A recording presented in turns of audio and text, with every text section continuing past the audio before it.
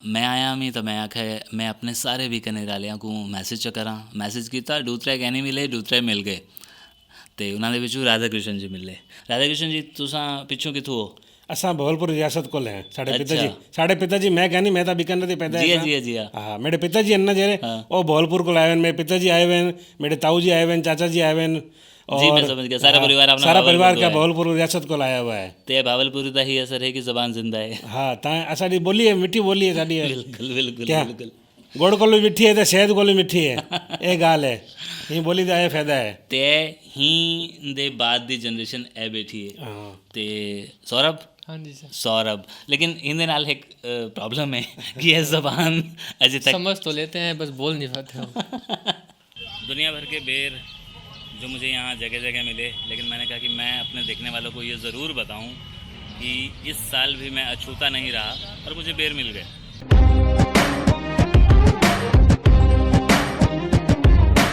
नमस्कार जी।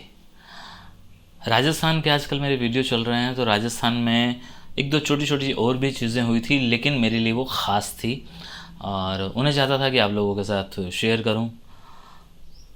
गर्मियों के दिन चल रहे हैं और गर्मियों में दो चीज़ों का मुझे बड़ी बेसब्री से इंतज़ार रहता है।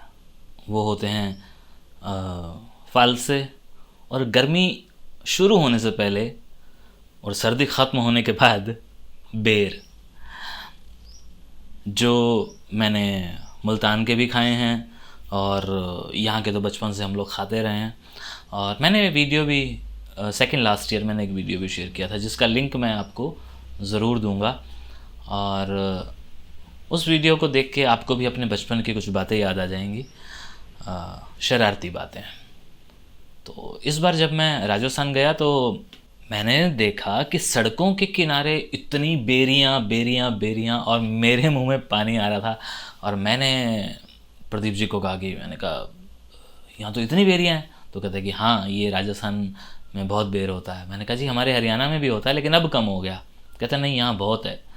अगले दिन हम चल पड़े जब करणी माता के मंदिर की तरफ तो वहाँ पे मतलब हर 50 कदम के बाद हाईवे पे बेरी दिखती यूं यूं यूं। मैं बेरियां देख के पागल हुआ जा रहा था लेकिन हम लोग क्योंकि बहुत स्पीड में थे हम लोग कहीं रुक नहीं पाए और वापस आते हुए करणी माता के मंदिर को जब हमने क्रॉस किया 15-20 किलोमीटर के बाद तो रेलवे फाटक के पास बड़े सारे लोग चारपाई पर चद्दर बिछा के ऊपर खूबसूरत ढंग से बेर सजा के बैठे थे, बेच रहे थे। तो प्रदीप जी ने मुझे कहा कि ले लो यहाँ से ले लो। मैंने कहा जी नहीं ये नहीं, तोड़ के खाने हैं। तो कहते हैं कि अच्छा तो कुछ ले जाओ। मैंने कहा जी अभी तो 2 दिन हैं जाने में तो ये पड़े पड़े ख़राब हो जाएंगे। तो उन्होंने कहा कि अच्छा कोई नहीं देखते हैं। और मतलब मैं सारा दिन उस दिन बेरियां देखता रहा, बेरों का जिक्र करता रहा और कमाल ये हुआ कि जैसे ही हम लोग शाम को घर पे पहुँचे और दोपहर को हम लोग घर पे पहुँचे और खाने का वक्त था तो खाने को सजाया हुआ था राजस्थानी खाना, जैसे आपको मैं ऑलरेडी बता चुका हूँ। तो वहाँ एक कटोरी में बेर थे तो बेर देखते मेरे चेहरे पे चमक। तो प्रदीप जी अंदर गए, उन्होंने अपने मिसेस से पूछा कि ये बेर कटते आए। तो उन्होंने बताया कि सामने वाली एक लेडी हैं वो उनके शायद गांव से आए हैं या उनके खेतों से आए हैं तो वो आई थी दे के गई है कि आप लोग खा लो। तो मैंने रख दिए। तो उन्होंने बताया कि केशव आज सारा दिन बेर बेर बेर कर रहा था और मैंने कहा लीजिए भगवान ने ना मेरी मुराद पूरी कर दी और मैंने खा लिए। लेकिन फिर भी मैं 2 दिन जितने दिन भी वहाँ था, भले मैं वो चुरू गया जब मैं लोहा गया या आया तो मैंने बेरियां ही बेरियां देखता रहा। आखिरी दिन प्रदीप जी मुझे एक जगह ले गए जहाँ पे बीका जी की, जो महाराजा बीका जी थे, उनकी एक छतरी बनी हुई थी। हम वो देखने गए और उसको देख के जब हम नीचे आए तो सामने जो बंदा गेट पे था यानी कि वो जो वॉचमैन था वो बेर खा रहा था और मैंने उससे ऐसे ही पूछा, मैंने कहा कि ये कहाँ से लिए? तो उसने इशारा किया कि यहाँ से। तो मैंने देखा कि अरे ये तो बेर ही बेर हैं। तो उसने कहा कि ये खाइए। तो मैंने देखा वो सूखा सा बिल्कुल, तो मुझे तो गूदे वाला चाहिए था। तो उसने कहा कि आप ये खाइए, फिर वो वाला भी खाइए। मैंने वो खाया, ज़बरदस्त ज़बरदस्त बेर, मीठा, मिठास से भरा हुआ। मैंने कहा ये इस पेड़ का है? कहता नहीं जी वो पीछे का है। ठीक है जी। तो मैंने देखा, मैं अपने हाथ मेरा जहाँ तक जा पा रहा था मैं वो तोड़ रहा था। वो बेरी छोटी थी लेकिन बेर मोटे थे। गोलिया बेर, याद रखिए गोलिया बेर। लंबे बेर तो आपको मिल जाएंगे, रेडियो पे बहुत मिलते हैं, लेकिन गोलिया बेर नहीं मिलते हैं। गोलिया राजस्थानी छोटे वाले, लाल नहीं, पीले, हरे, और पीले होने के बाद और पकने के बाद वो फिर पीले और लाल, और फिर और पकने के बाद वो बिल्कुल लाल, और बिल्कुल लाल होने के बाद वो जब सूखने लगते हैं, सूखते भी कब हैं, जब वो बिल्कुल लाल होने के बाद गिरते हैं नीचे, नीचे गिरने के बाद वो सूखते हैं। तो वो वाला बेर उसने मुझे खिलाया था, बिल्कुल सूखा हुआ। तो मैंने वो, उसने मुझे वहाँ से 2-3 तोड़ के दिए। फिर उसने देखा कि शायद मेरी दीवानगी कुछ ज़्यादा है, उसने महाराज जी बेरी हिला दी और धड़ धड़ धड़ धड़ धड़ बहुत सारे बेर गिर पड़े। तो मैं उठाने लगा तो उसने खुद ही बहुत सारे बेर उठा के मेरी दोनों हथेलियों में रख दिए। अब वो जो बेर थे, वो छोटा सा एक मंज़र मैंने कैप्चर किया था बस। बाकी मैं वो चीज़ें नहीं कैप्चर कर पाया, क्योंकि मुझे लग रहा था कि यार मैं घूम लूँ, मैं देख लूँ, मैं हर चीज़ को रिकॉर्ड ही कर रहा हूँ, मैं खुद भी तो अपनी नंगी आंखों से कुछ देख लूँ, अपने मन मस्तिष्क में कुछ चीज़ें कैद कर लूँ।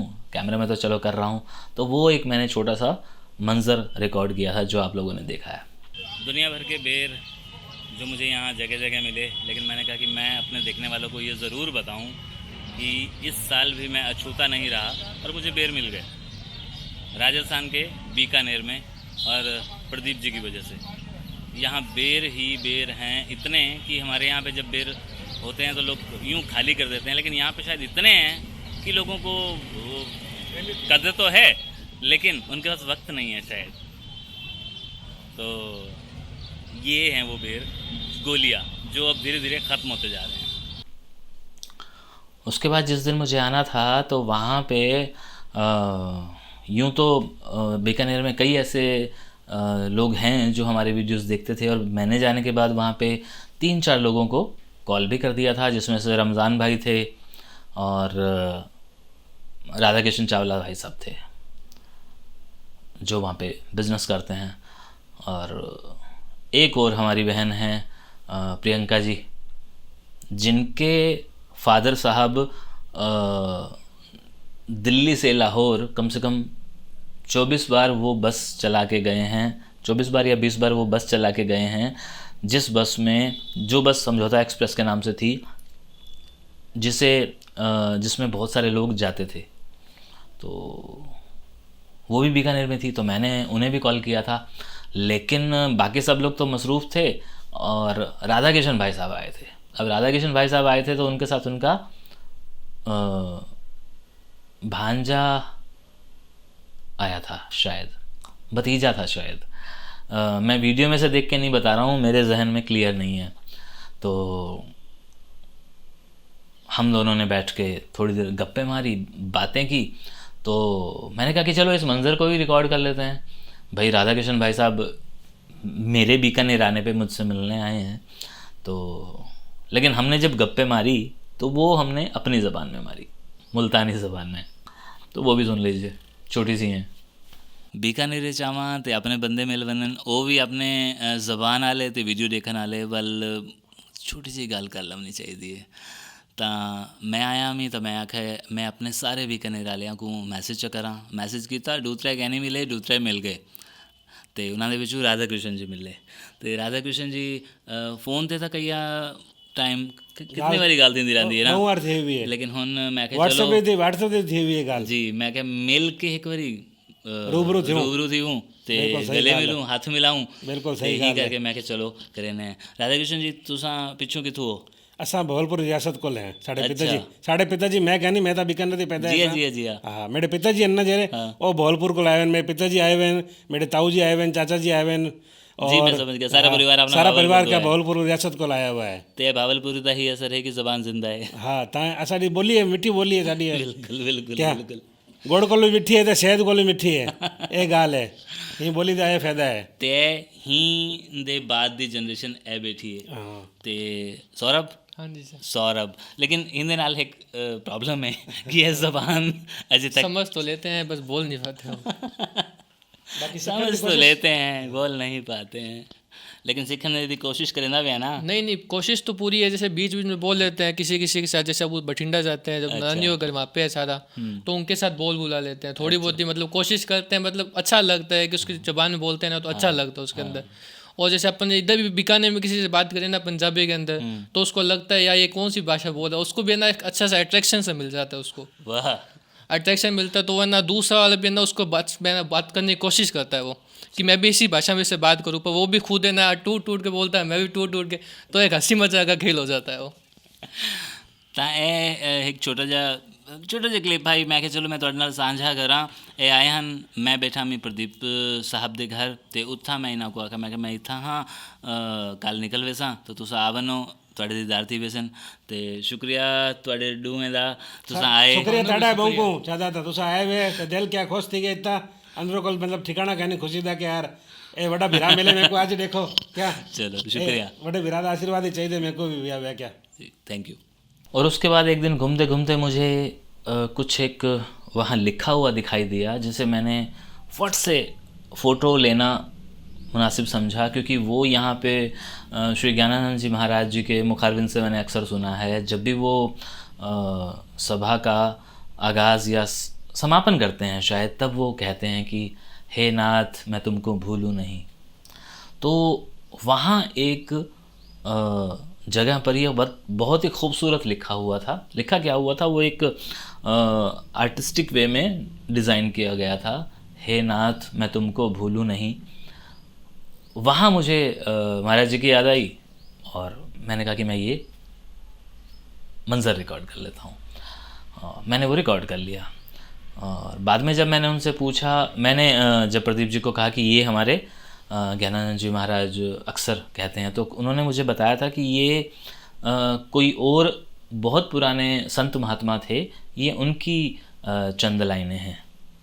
तो मैंने कहा जी ठीक है, लेकिन हमने तो ज्ञानानंद महाराज जी से सुनी है, तो ये भी रिकॉर्ड कर ली थी। बड़ी सारी और भी छोटी छोटी चीज़ें याद हैं, लेकिन इस वीडियो में बस यही की, क्योंकि ये बेर से जुड़ा हुआ मेरा वो वाक़या था और बेर खा लिए हैं और फल से आने वाले हैं, वो भी खा लूँगा। लेकिन जून के महीने में पिछले बार